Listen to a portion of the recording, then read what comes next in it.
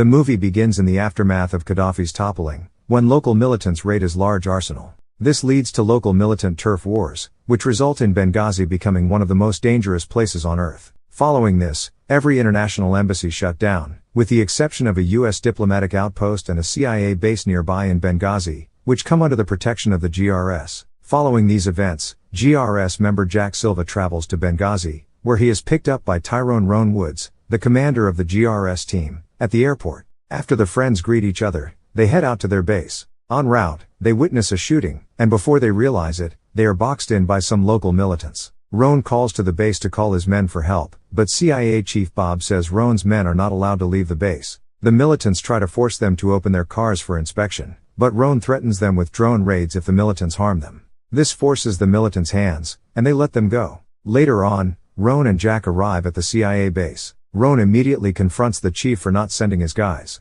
The chief rebuffs him and tells Roan he does not want the GRS to cause any international incidents while the locals sort themselves out. They are hired help, not the CIA. After being dismissed, Jack meets the rest of the team, Geist, Tonto, Tig, and Boone, his new brother-in-arms. He also surveys the area and is informed to always carry a weapon. Afterwards, he is taken to his room, where he reflects on Becky's disapproval of this mission. Sometime later, Jack meets with Chief, who informs him that it is the government who wants the GRS there and not him. He is adamant that he doesn't want them to cause a misunderstanding with the locals and that he wants the GRS to stay out of his brilliant CIA staff's way. Later that day, Roan briefs his men about a public meeting between case officers Vayner and Giuliani and a Libyan oil company executive whom Giuliani has been developing for months. Jack is to pose as Giuliani's husband, a disturbing prospect as Giuliani is not a friendly one. The GRS monitors the meeting, and despite the meeting starting out without incident, the GRS quickly realizes they are being watched. Roan is forced to interrupt the meeting in order to get out of there.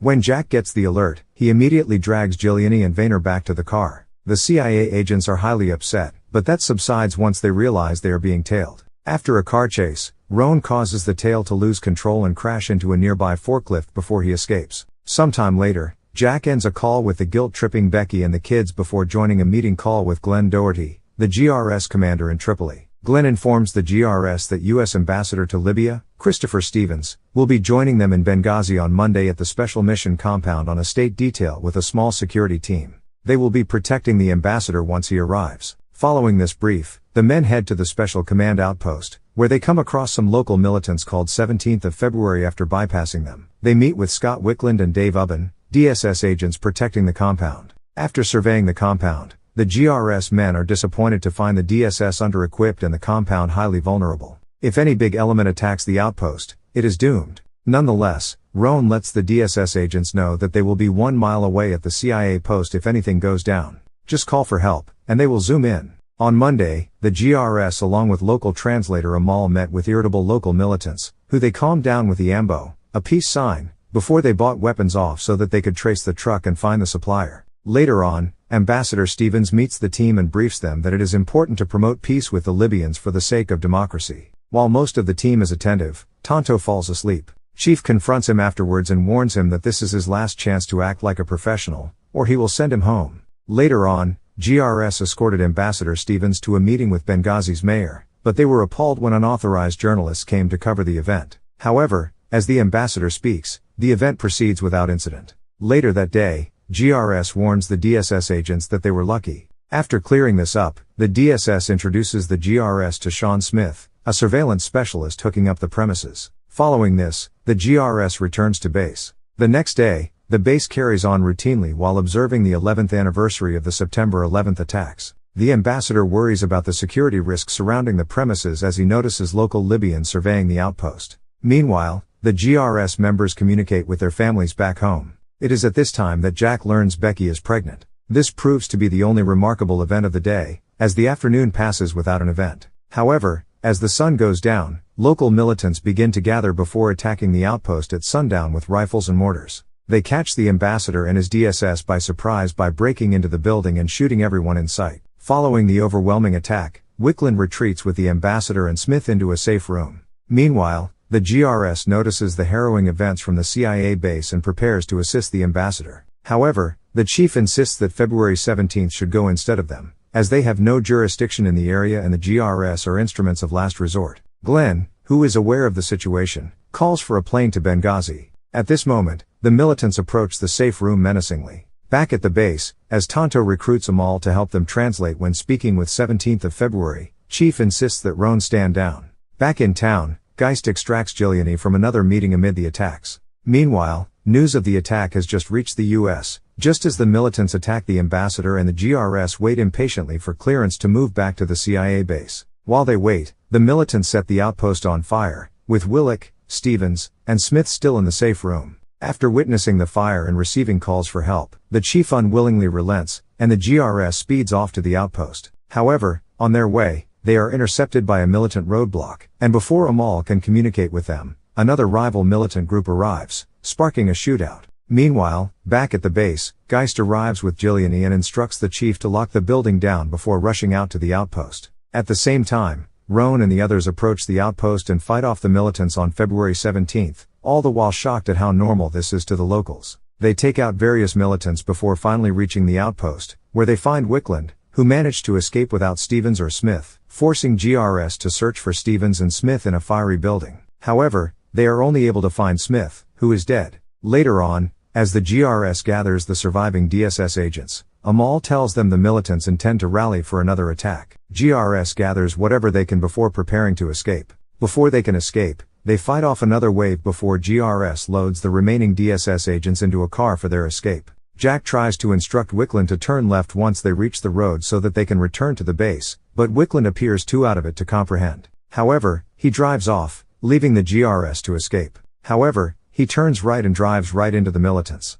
When they refuse to be abducted by the militants, they turn around and try to escape while facing heavy gunfire, which they are only able to withstand because of their bulletproof car. They manage to reach the base shortly before the GRS. Once they arrive, the chief demands to make a run for the airport after learning the ambassador is missing, but Roan says it's too dangerous. He demands the chief make a call for help, but the chief says help is out of reach and that they must evacuate. Roan overrides him and declares he is in charge now. Following this, the stunned chief briefs his CIA team on an evacuation plan. Meanwhile, Glenn arrives at Benghazi and heads to the base. Back at the base, as the CIA men destroy records and prepare for evacuation, the GRS prepares for another attack as the militants know where they are holed up. After a while, a local warns them to turn off their lights because it will let the militants know they are there. Shortly afterwards, they realize they are surrounded by encroaching militants, so they brace themselves for the attack. When the militants draw in close enough to attack, they throw grenades into the compound, and this sparks a gun battle. They fight the militants off without suffering any casualties, a small victory.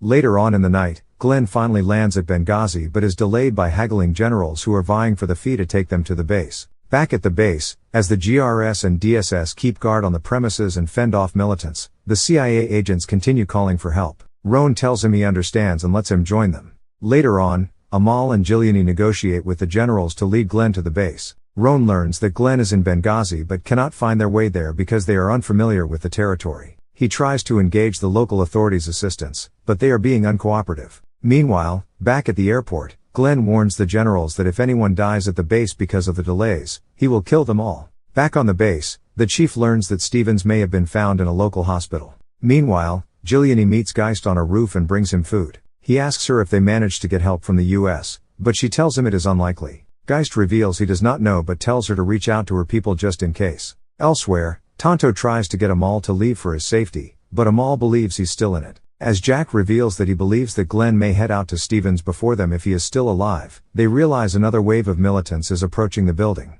A few minutes later, the militants launch their attack. After a while, the attack stops, and the GRS waits yet again for another attack. Jack reveals he is worried about how his family will feel if he dies there in a war he knows nothing about. He wonders why he does not stay home and worries about having another man raise his kids. Roan relates and tells Jack he worries about someone else raising his son. Soon, they are interrupted by news that Glenn and the fleet are on their way. They also learn that Stevens has been confirmed dead at the hospital. After learning this, the men prepare themselves for the next wave while coming to terms with the fact that they may not survive this next attack. Sometime later, Glenn arrives with his men and some Libyan soldiers and lifts the morale of the group. However, there is no relief yet, as there are too many people to evacuate at the same time. Glenn asks them to hold the base while they get more vehicles. However, the second Glenn leaves, the base falls under heavy mortar and artillery attack. One of the mortars falls and injures Yest before another falls and kills Roan as he tries to help Geist, whose arm has been severely disfigured. Ubben is also badly injured, with a broken leg.